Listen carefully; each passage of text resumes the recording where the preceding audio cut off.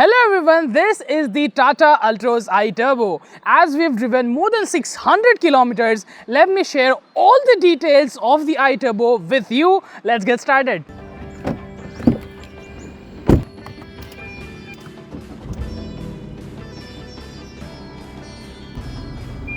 Sport drive mode activated.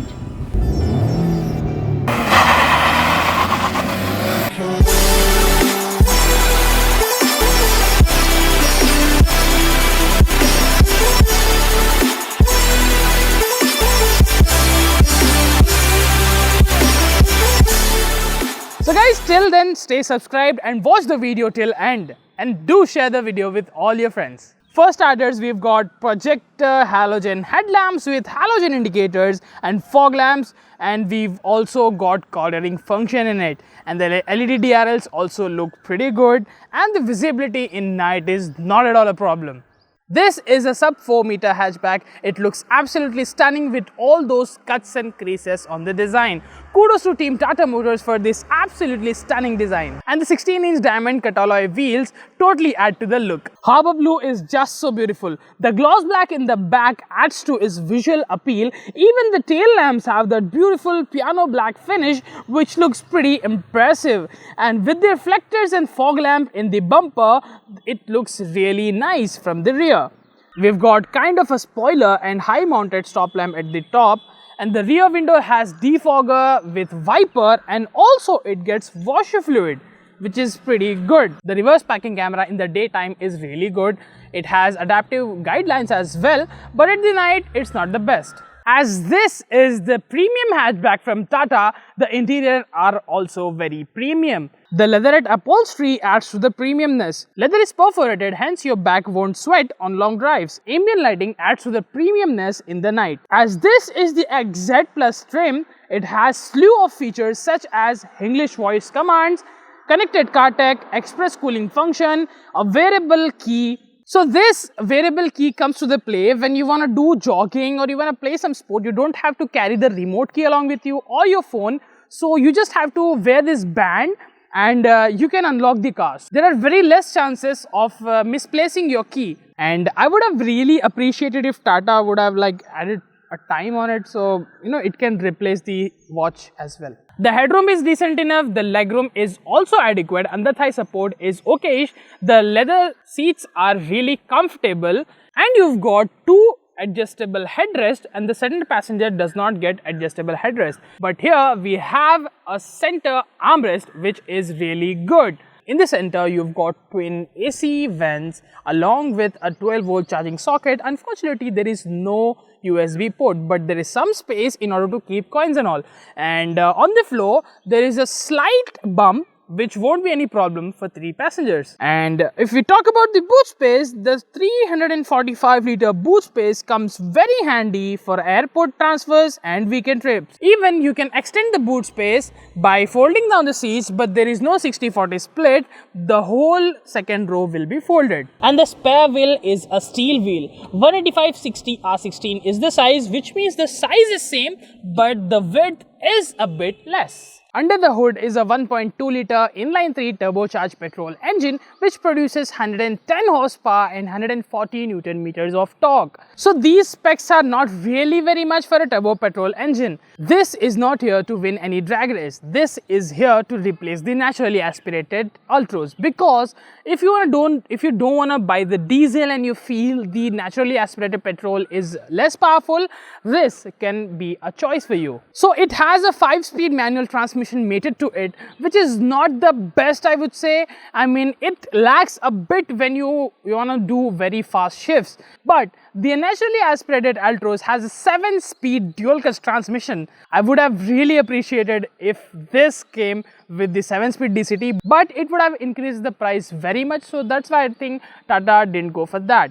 So this starts from 8.13 lakhs and goes all the way till 9.43 lakhs for the Altroz iTurbo Dark Edition. There are 2 offered driving modes, city mode and a sport mode. The city mode works really well in the city, and out on highways if you want to do relaxed driving, city mode is really good. And talking about the sports mode, it increases the rev band. The car revs around 5000 rpm and it gets a bit sportier, and the cabin gets a bit noisy because NVH levels are not that great. You can hear the engine noise in the sport mode, and even when you're doing 110, 120 on highways, there's a lot of road noise coming in.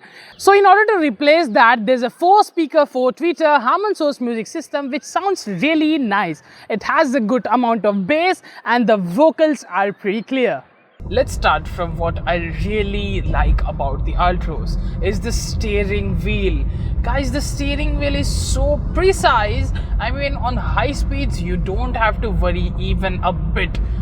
The car is pretty laden on the high speeds on the roads, and when you take a U-turn you just have to, this is so light and agile that you don't have to worry even a bit. When you want to ride down the city and you want to park the car, this becomes very handy.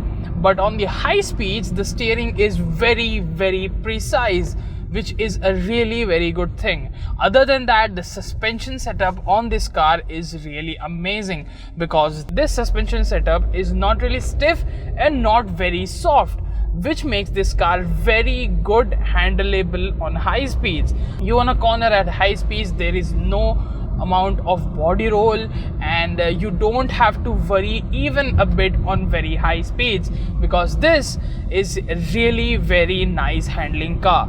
The engine is not very powerful as such, because this is here just to be more powerful than the naturally aspirated Altroz, and this gets the work done as well, because the naturally aspirated petrol feels a bit less powerful compared to this.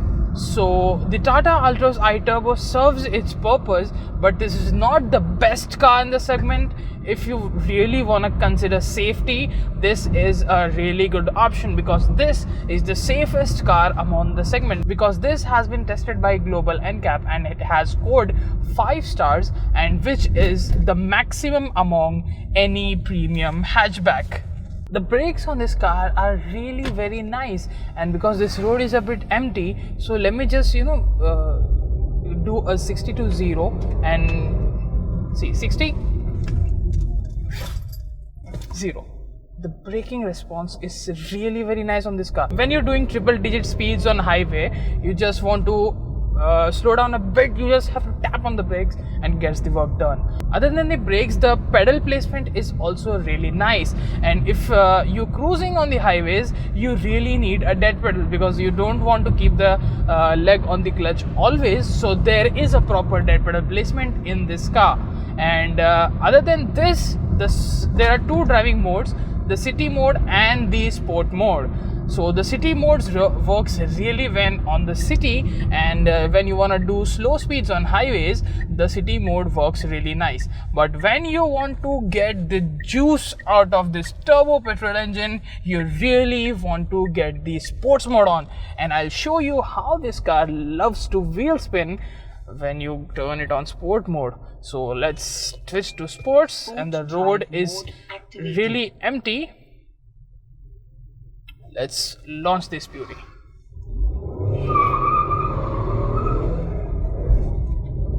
And the pull is really nice in this sports mode and goes all the way till 70 on the second gear, and you can easily do 100 on the third, 110,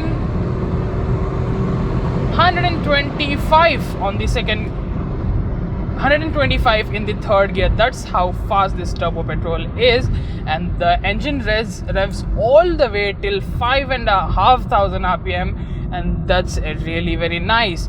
Although it could have been better if this had a 6-speed gearbox, because out on highways you really need to cruise on 120 and 30, and at that speed the 6th gear could have been adding to the fuel efficiency.